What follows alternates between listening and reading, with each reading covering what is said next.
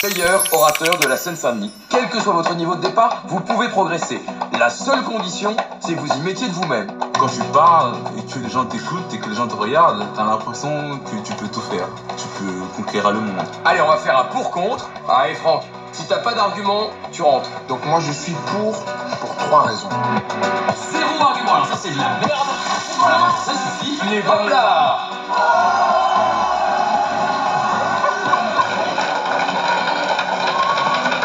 En fait, vous êtes des grands starbés, quoi.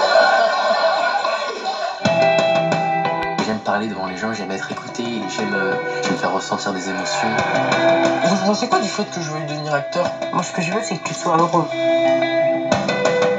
Moi, si j'ai envie de prendre la parole, c'est parce que j'ai envie de repenser le féminisme.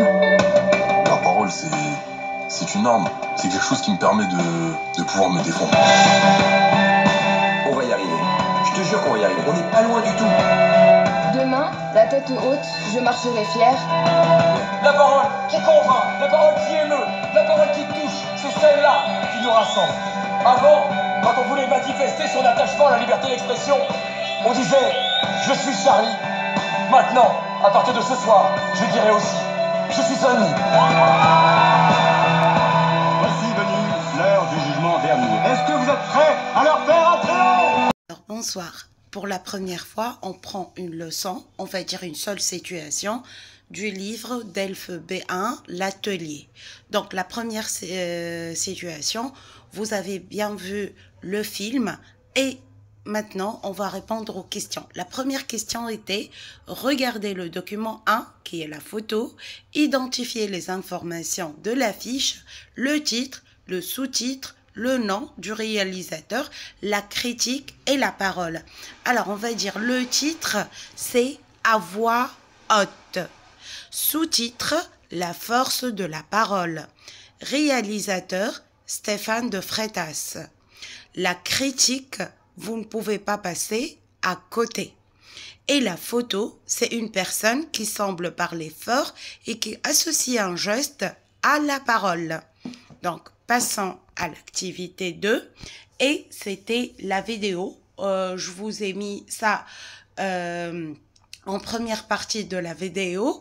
Vous pouvez faire stop et reprendre la vidéo dès le début avant de répondre aux questions. Donc, visionnez une première fois la vidéo 2, répondez, on va répondre où, qui, quoi, pourquoi, quel objectif. Donc, où, qu'est-ce que vous allez dire? C'est très simple. Où? Dans une classe en Seine-Saint-Denis. Qui? Un professeur, des étudiants. Quoi? Un entraînement pour parler en public. Pourquoi? Pour participer à un concours d'éloquence. Donc, cherchez la traduction de mot éloquence ou bien j'aimerais bien que vous la cherchez dans un dictionnaire français tel que Larousse ou le Robert. Alors, après, on a quel objectif? Devenir le meilleur orateur de la Saint-Denis, pouvoir s'exprimer. On passe donc à la question présenter cette bande-annonce en groupe. Qu'est-ce qu'on peut dire? Je vais vous donner une proposition, mais simplement cette proposition peut être modifiée par vos biens. Alors, le réalisateur s'appelle Stéphane de Freitas.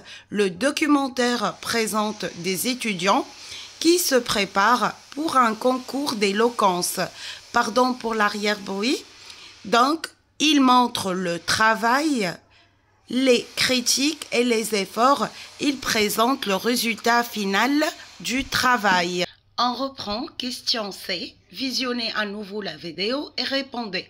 Pour quelle raison est-ce que les étudiants veulent prendre la parole?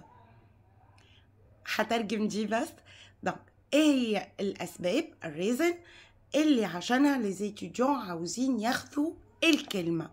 Alors, qu'est-ce qu'on veut dire? On va dire ils veulent prendre la parole pour participer à un concours d'éloquence.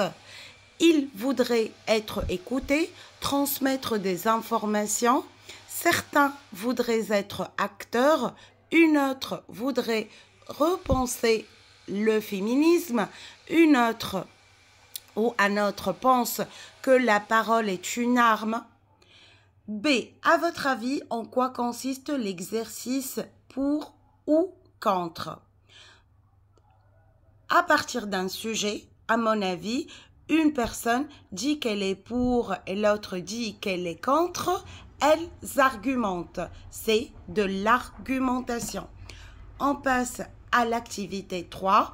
Relever les actions, je dis bien les actions, pas les verbes uniquement, en lien avec la parole. Exemple, écouter, parler, etc. Donc, qu'est-ce qu'on a ici et qu'est-ce qu'on peut dire? Donc, n'hésitez pas à regarder la vidéo de nouveau afin de répondre, bien évidemment. Donc, le corriger, ça sera un orateur, prendre la parole, conquérir le monde, faire ressentir des émotions, être écouté, repenser, se défendre, convaincre, émouvoir, toucher. Question B. Visionnez à nouveau, on regarde de nouveau la vidéo. Complétez la question du fils et la réponse de la mère. Qu'est-ce que vous en pensez du fait que je veuille devenir acteur? Oui. Moi, ce que je veux, ce que tu... Et je vais vous laisser trouver la réponse et me la mettre en commentaire. Si vous êtes arrivé jusque-là, n'hésitez pas à me soutenir et en mettant un like, un abonnement, de s'abonner si c'est déjà pas fait. Donc, expliquez la différence entre tête haute et voix haute. Alors, avoir la tête haute signifie être fier de qui on est. Parler à voix haute signifie parler fort de manière à être entendu. Comme ça, j'arrive à la fin de cette vidéo. C'était juste un exemple du livre Atelier B1 et moi, je pense que c'est le meilleur livre pour B1, B2, c'est l'atelier. Je vous vois dans d'autres vidéos. J'attends vos commentaires et vos encouragements, bien évidemment. Je vous remercie beaucoup. Au revoir.